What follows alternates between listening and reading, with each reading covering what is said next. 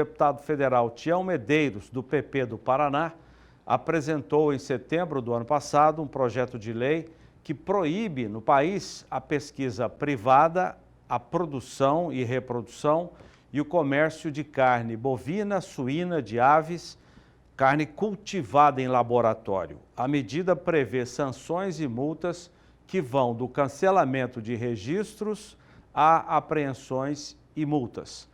A proposta tem o objetivo de proteger de forma rigorosa a pecuária nacional, um dos principais setores, mais importantes setores da economia, responsável por 2% do PIB brasileiro. A pecuária tradicional gera milhares de empregos no país e também arrecadação a estados e municípios. Em dezembro do ano passado, a Agência Nacional de Vigilância Sanitária, Anvisa, publicou uma resolução regulamentando a comercialização e o consumo das chamadas carnes cultivadas ou carne de laboratório no país. Diante disso, o deputado federal apresentou um projeto de decreto legislativo para sustar essa resolução da Anvisa, um assunto bastante complexo e polêmico. E nós vamos conversar com ele pela internet, direto de Brasília, deputado federal Tião Medeiros. Muito boa tarde, deputado, obrigado pela sua entrevista.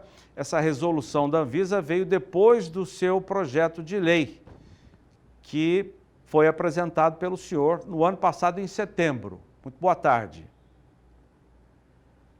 Boa tarde, Zaidan. É um prazer falar contigo, falar no seu programa Mais Pecuária, com toda a pecuária brasileira que seguramente acompanha.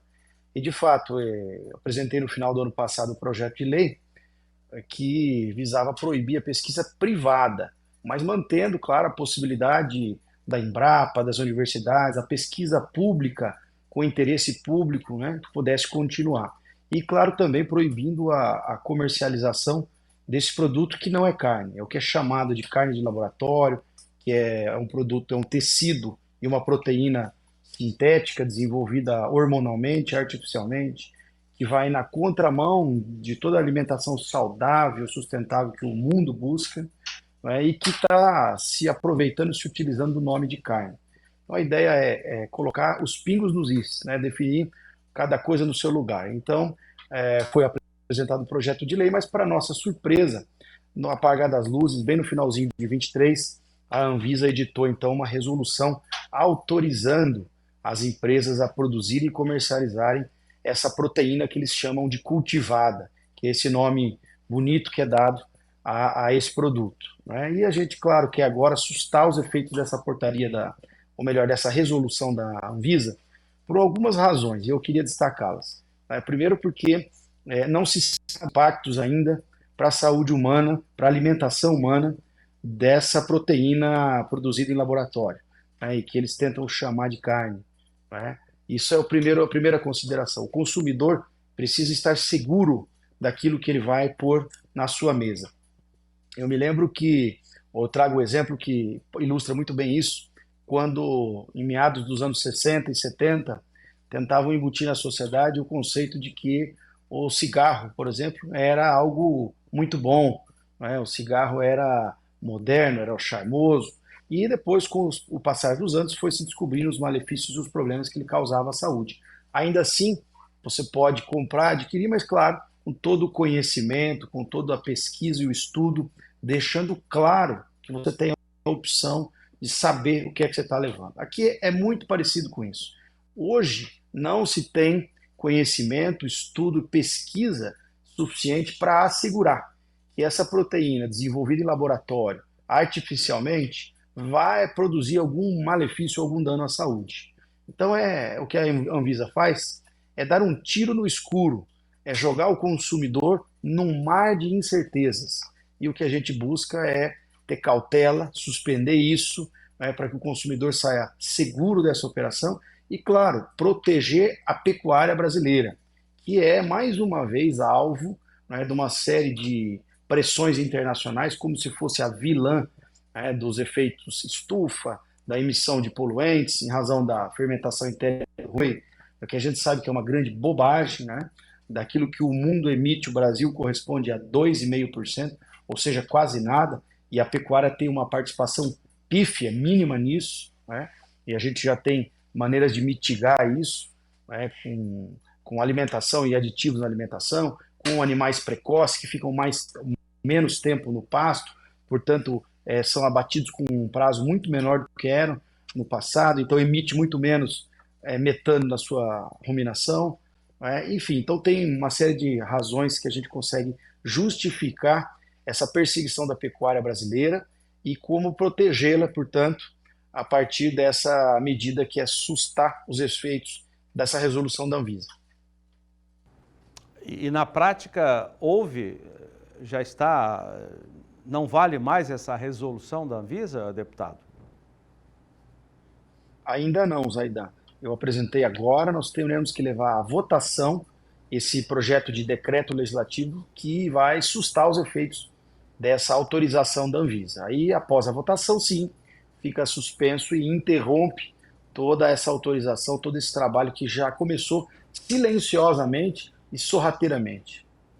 Deputado, o senhor falou sobre a preocupação com a saúde da população que eventualmente possa consumir esse tipo de experimento em laboratório, mas tem o lado econômico. Tem estudo que mostra que tipo de impacto esse tipo de proteína pode causar à produção e o mercado das carnes aqui no Brasil?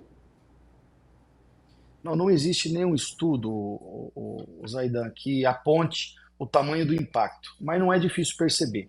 Como a pressão ambiental e a pressão dessas narrativas contrárias à proteína tradicional do animal, ainda que tenha todo o cuidado, o bem-estar, todo o trato que hoje já existe, o produtor rural brasileiro se preocupa com isso, ainda que existe todo esse cuidado, existe uma narrativa também contrária que tenta pressionar a agricultura e pressionar a pecuária da mesma maneira, né, a colocá-los como vilões, né, do meio ambiente. E essa narrativa tem um propósito claro.